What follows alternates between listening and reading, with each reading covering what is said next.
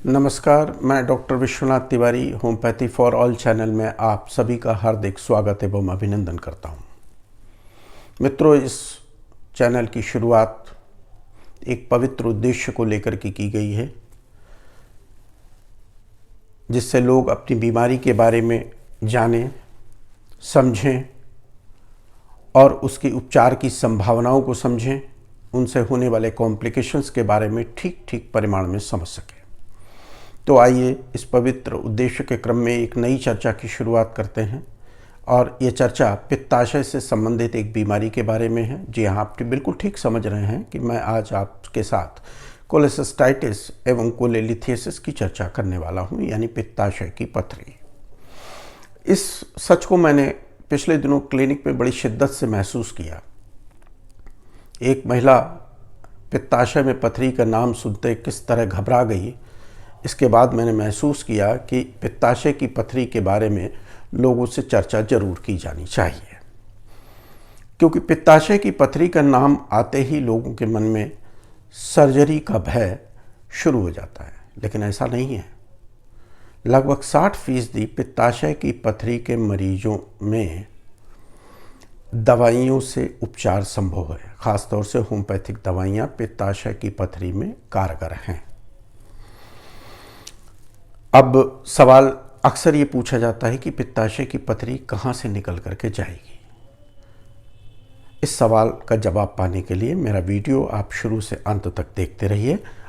मुझे विश्वास है कि आपके इस सवाल का जवाब वीडियो के आखिर तक आपको मिल जाएगा। पित्ताशय की पथरी कितने तरह की होती है, ये जानना बहुत ज़रूरी है। पित्ताशय की पथरी 3 तरीके की होती है। एक तरीके की पथरी सिर्फ कोलेस्ट्रॉल से बनी हुई होती है, इन्हें कोलेस्ट्रॉल स्टोन्स कहा जाता है, और पित्ताशय की पथरी के कुल मरीजों में इसकी लगभग 6% की हिस्सेदारी है। दूसरे तरीके की पथरी, जिसकी की हिस्सेदारी लगभग 90% होती है, वो कोलेस्ट्रॉल कंपोनेंट उसमें भी मेजर कंपोनेंट की तरह मौजूद रहता है, लेकिन इसके साथ calcium bilirubinate, calcium phosphate, calcium palmitate और प्रोटीन शामिल होती हैं।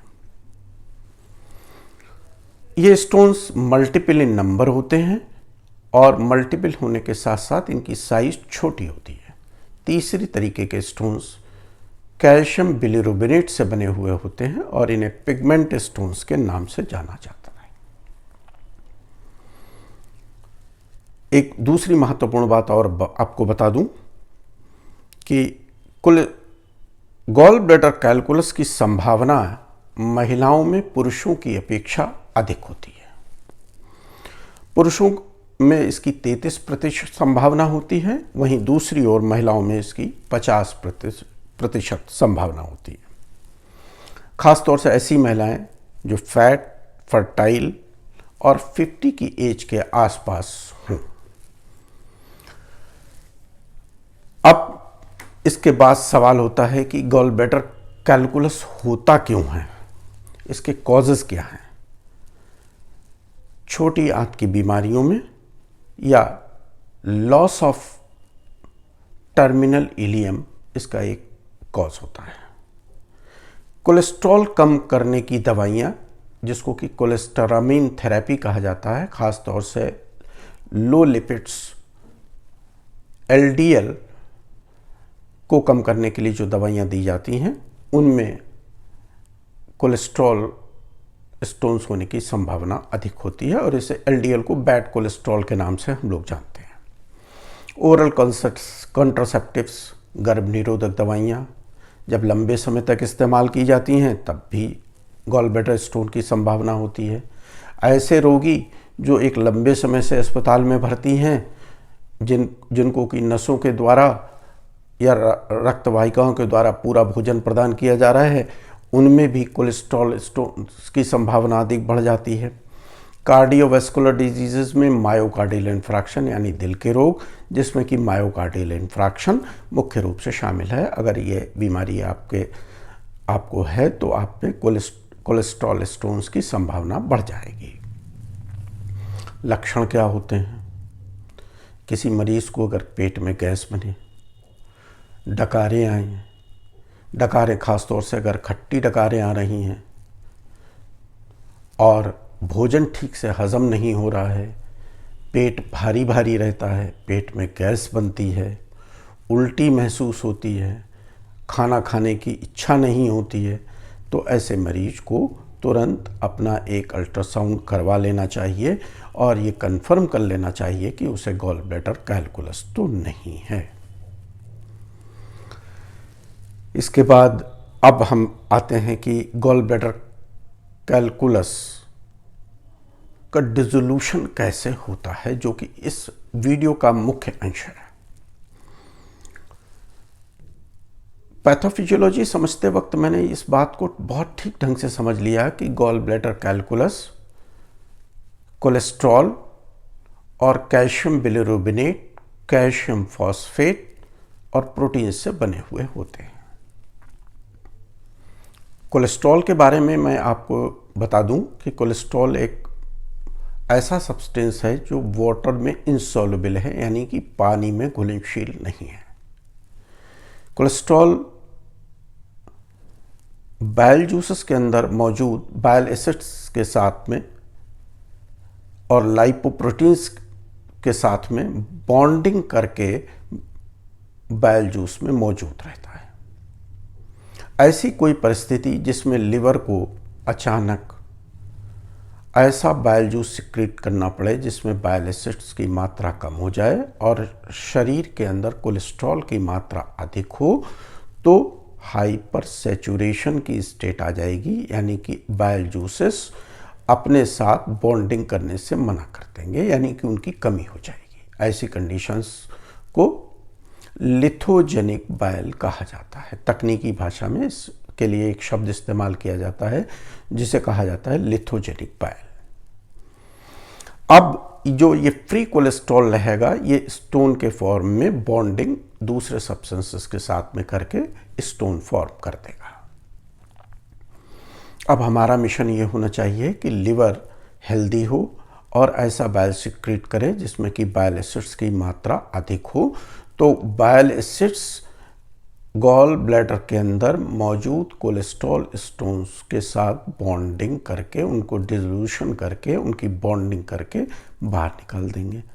इस बात की संभावना लगभग 60% होती है। ये संभावना बिल्कुल कम नहीं है, इसे कम ना आंका जाए। लेकिन एक बहुत महत्वपूर्ण बात है, यहाँ पर एक ध्यान रखने की चीज़ होती है। ऐसे मरीज़ जिनकी उम्र अधिक हो या उनका गॉल ब्लैडर नॉन फंक्शनिंग हो गया हो या गॉल ब्लैडर की वॉल्स की थिकनिंग बहुत अधिक हो गई हो, तो ऐसे मरीजों में इस तरीके का प्रयोग करना बिल्कुल ठीक नहीं रहता है। अब गॉल ब्लैडर के मरीजों में उनकी डाइट कैसी हो जिससे कि गॉल ब्लैडर का डिसोल्यूशन पॉसिबल हो सके। अब डाइट का भी बहुत महत्वपूर्ण रोल है, इसको भी ठीक ढंग से समझ लीजिए। अब पूरी वीडियो में एक चीज़ बिल्कुल साफ तौर पर उभर करके आ रही है कि शरीर में अगर कोलेस्ट्रॉल की मात्रा बढ़ेगी तो निश्चित माने कि गॉल ब्लैडर कैलकुलस की संभावना अधिक होगी। तो कोलेस्ट्रॉल की मात्रा को कम करने के लिए हमें सैचुरेटेड फैट्स को रिड्यूस करना पड़ेगा। मोनोसैचुरेटेड फैट्स कोलेस्ट्रॉल को कम करते हैं। मोनोसैचुरेटेड फैट्स में olive oil, canola oil, peanut oil, almond oil का उपयोग बेहतर माना गया है। डाइट में फाइबर को भी बढ़ा देना चाहिए। फाइबर आपके गट के अंदर जो डाइट में आपके कोलेस्ट्रॉल जा रहा है उसके साथ बॉन्डिंग करके अनावश्यक फैट को बाहर निकाल देते हैं। विटामिन सी का भी रोल बहुत अच्छा माना गया है। गॉल ब्लैडर डिसोल्यूशन यानी कि अच्छे हेल्दी बाइल एसिड्स के सिक्रीशन के लिए लिवर की टॉनिक की तरह काम करता है और विटामिन सी आपको फ़ायदा पहुंचाता है। तो डाइट पर भी थोड़ा फोकस करें तो कुल मिलाकर के आपके गॉल ब्लैडर कैलकुलस का डिसोल्यूशन पॉसिबल करने में हमें मदद मिलेगी। अब अगला प्रश्न आता है कि होम्योपैथिक इलाज क्या संभव है। जी हाँ, बिल्कुल सही कहा आपने। होम्योपैथिक दवाइयाँ इस पूरे क्रियाविधि में हमारी बहुत मदद करती हैं और लगभग 60% मरीजों में डिसोल्यूशन पॉसिबल हो पाता है।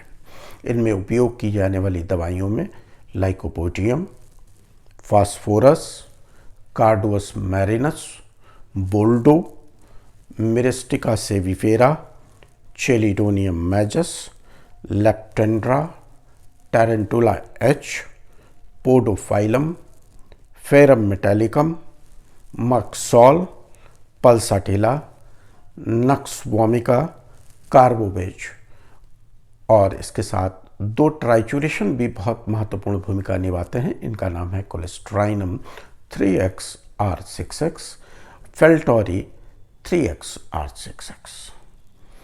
तो मित्रों, मैं महसूस कर सकता हूँ, विश्वास रख सकता हूँ कि आज आपने इस चीज़ को बहुत ठीक ढंग से समझ लिया होगा कि गॉल ब्लैडर कैलकुलस का डिसोल्यूशन पॉसिबल होता है।